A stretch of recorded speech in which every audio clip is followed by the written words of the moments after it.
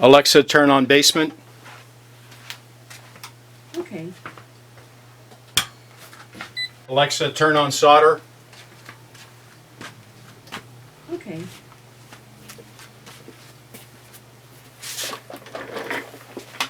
Hi, my wife has about a half a dozen of these little garden lights that are placed around our home.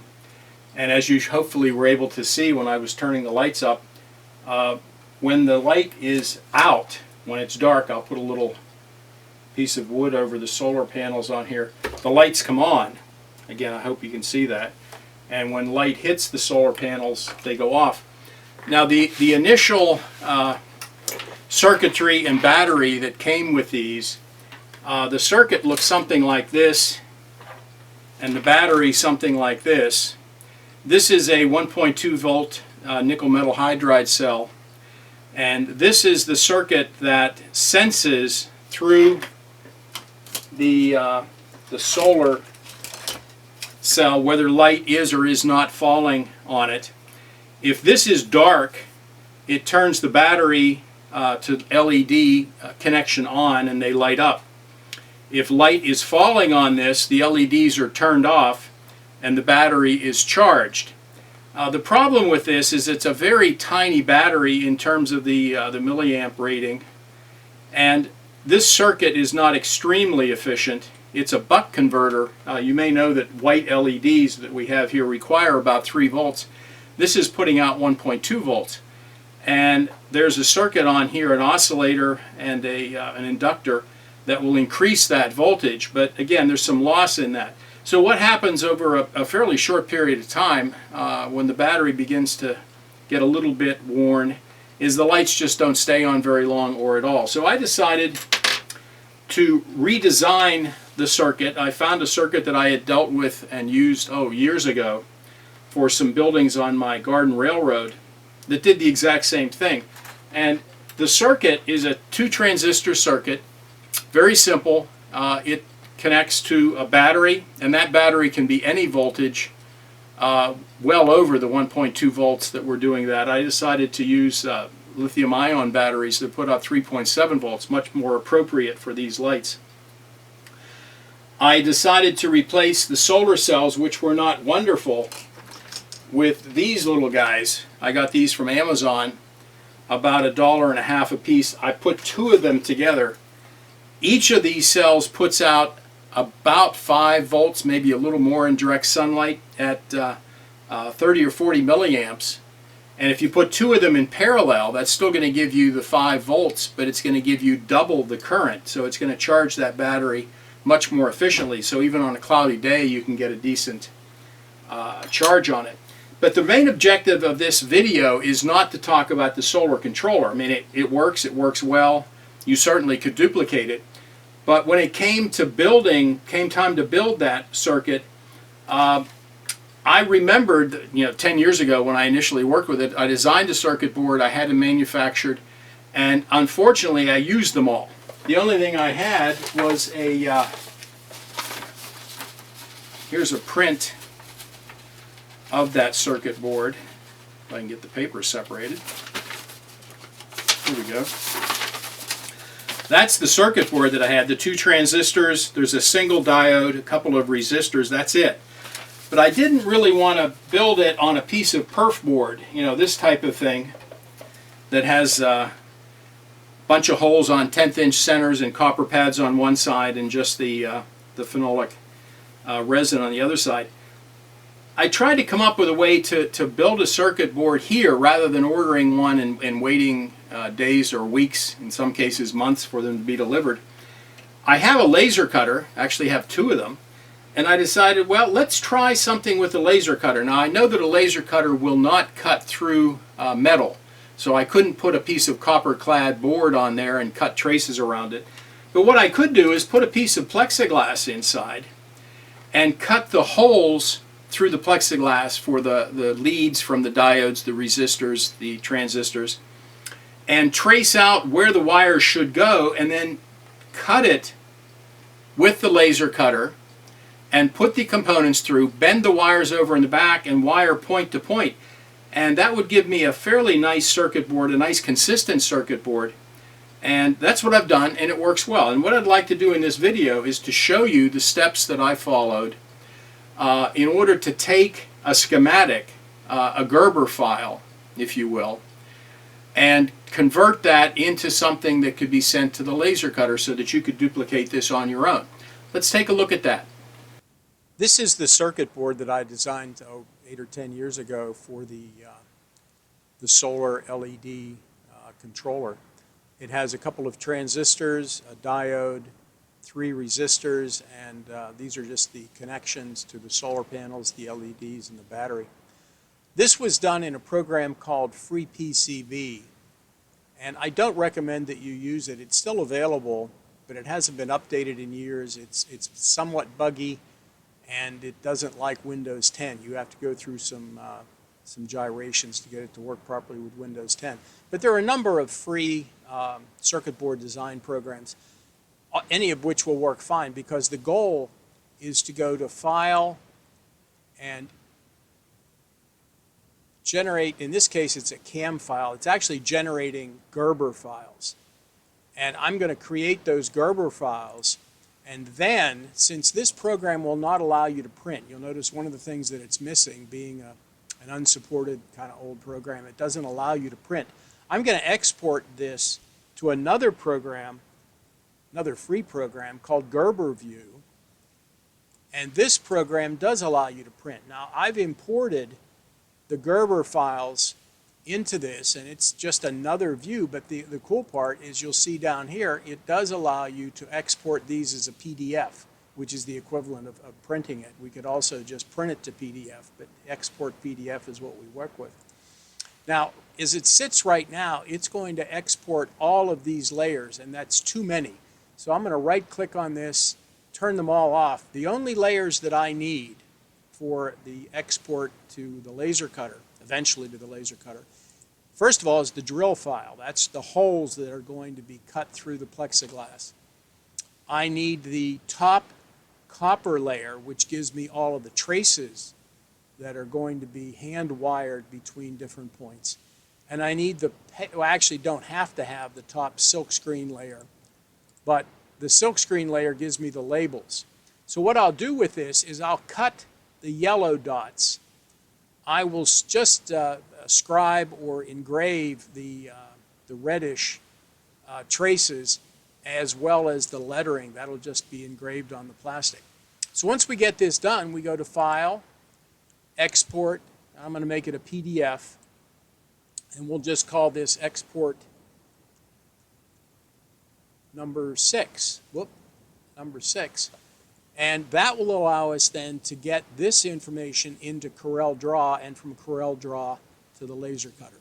It's a long journey, but we're about halfway there. Okay, we're in CorelDraw. This is version X6. Not the most up-to-date, but I think any of them will work properly.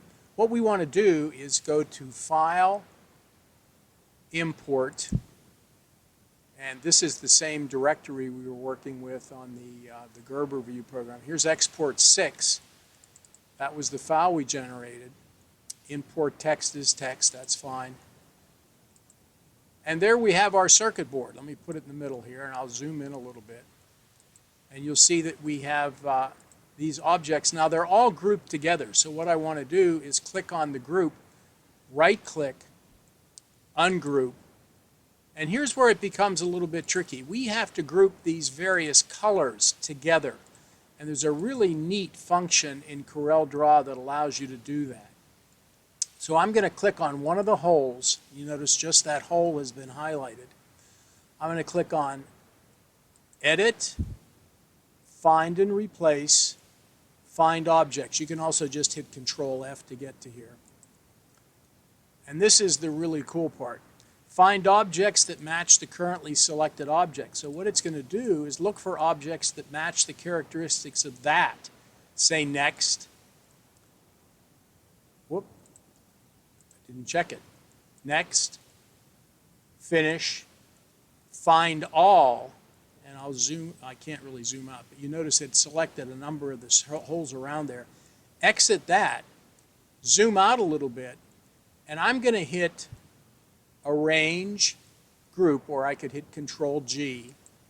And those have all been grouped together into one set. And here's something very cool about CorelDraw. You'll notice up here there is a dialog box that allows you to set something called a nudge distance. I'm going to change that to 2 inches. I'm going to go down here and I'm going to click on one of those little circles again, and I'm going to hit the left arrow. And you see what it did? It pulled the holes out. This is the layer of the PC board that we want to cut clear through. And I'm going to turn that to black because I usually use the black color to represent something I want to cut clear through. So I'm going to, these are all highlighted. I'm going to go over here and right click and left click the black so that we'll get those holes cut through. All right, next step. We're going to do the same thing again. This time we're going to select the traces. We're going to hit Control F, which was find. Find objects that match. Next. Finish. Find all, and you see that it found a whole bunch. I'm going to exit that. Hit Control G to group them. And now, instead of pushing the left arrow and moving them over here to the left, I'm going to hit the up arrow.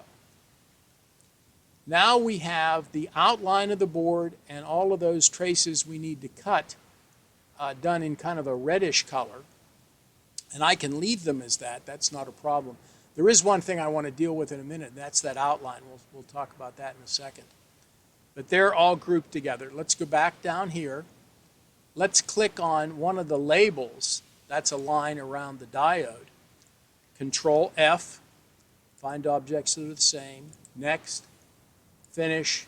Find all. Boy, did it find a lot that time.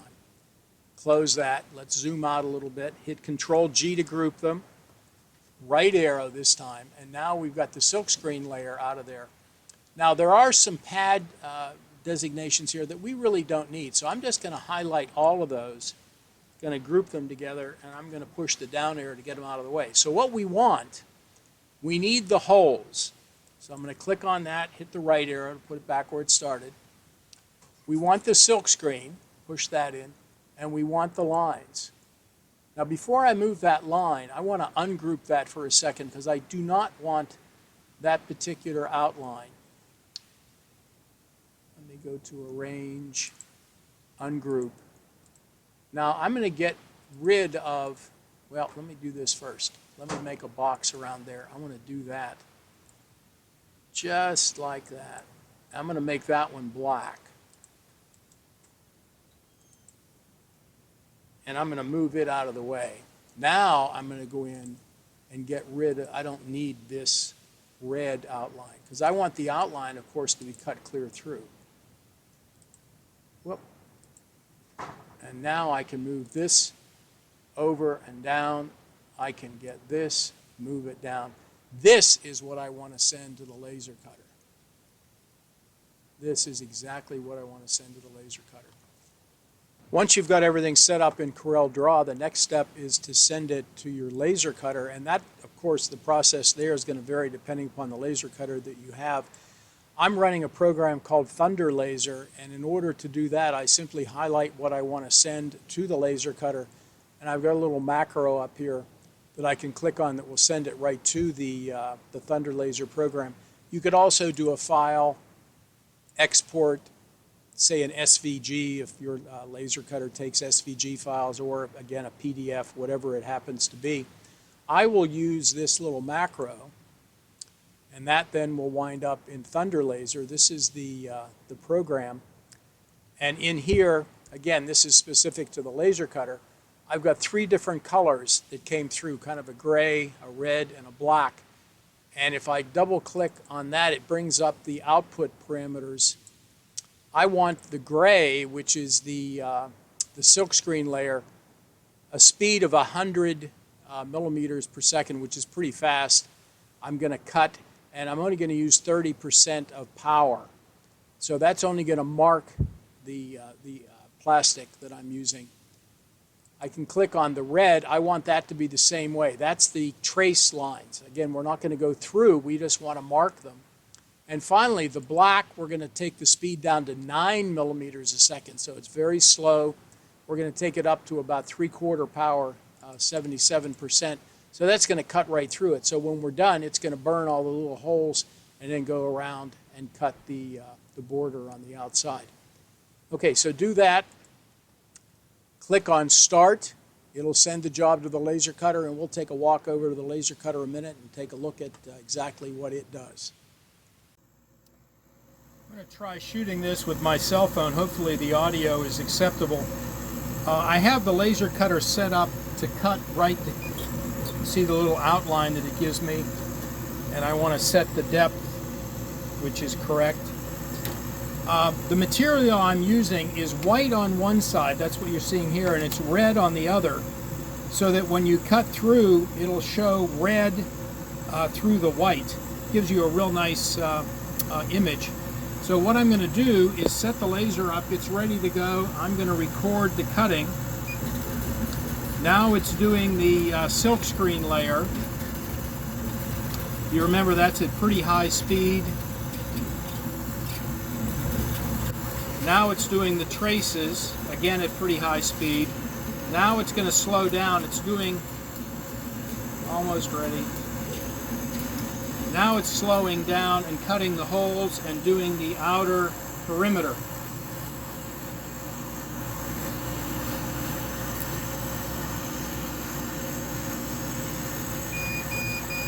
And you may have seen that drop down. I take a piece of tape and put it on, try to pull it out. There it is. So we've got a real nice image of the white on top and the red. You can see the holes that came through rather nicely on that. There's also a really neat trick that you can use that I'll show you here in a moment in order to print on both sides. So we'll stop here and I'll show you that on CorelDraw. Okay, we've already done this outline on the laser cutter, and we came out with a really nice cutout. But what's missing is on the back of the board where you're actually going to do the wiring, these traces are not shown. So I'll show you a really neat trick you can do with CorelDraw. Once you've got the image working properly, highlight the whole thing. And again, this is CorelDraw specific, but I'm sure it's available in other graphic programs you might be using. I'm going to hold the Control key down, grab one of these sides, and walk this over. And all of a sudden, I have a mirror image of the circuit board that I can print on the back that will give me the exact same thing, except it's going to show the traces on the back of the board. As a matter of fact, we can do it on the front and the back if we want to, but it's usually sufficient just to do it on the back. So let's send that over to the laser, Thunder Laser program. And you'll notice it's now a mirror image. My settings for the colors and the power and so on is the same. I'm going to say OK to that. I'm going to send that to the laser cutter, and we'll go over and cut it on the back.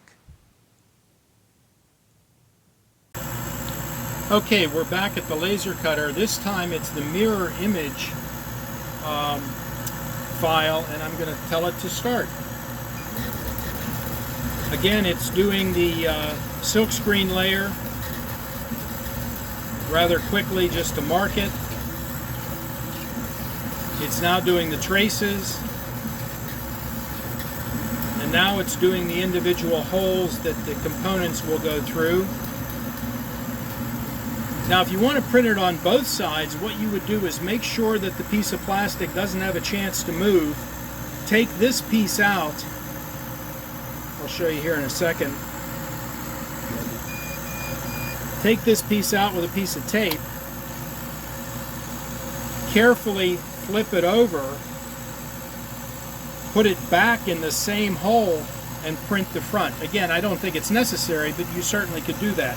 And again, now we have, this would be the top of the circuit board in red with the holes, and on the back we have all the connections that need to be made.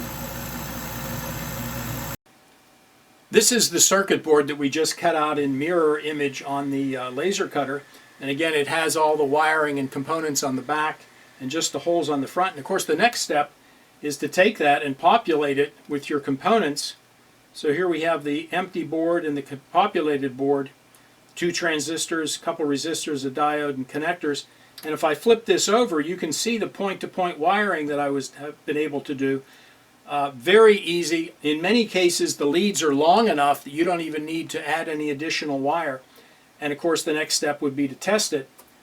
This is one that I wired up the other day, and it has a 3.7 volt lithium battery, cell phone battery, a solar panel that I got from Amazon, and right now, because light's falling on it, any energy that's going into this solar cell goes into the battery.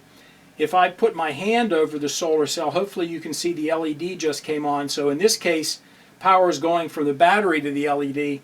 In this case, power is going from the solar panel to the battery. Now, while this is pretty cool for making little circuits, single-sided circuits, I also make full-size circuits a little bit bigger. This is one I developed a month or 2 ago for a lighthouse that I was working on, and here's the build-up device. Now, I wasn't really able to do this to get all the spacing of the components before I got the boards. If I had been able to make a plexiglass, or in this case the plastic, this has the mirror image on the back, the regular image on the front. I very easily could have populated this, could have even wired it, although there's an awful lot of connections on here, but you certainly could do point-to-point wiring with insulated wire where things are going to cross, or some point-to-point with uninsulated wire. So it's a really good way to test out your design before you send it off for manufacture, and in many cases you could use this to make a circuit by wiring it individual point-to-point on the back. Hopefully that was of interest to you. If so, give it a thumbs up, and we'll see you next time.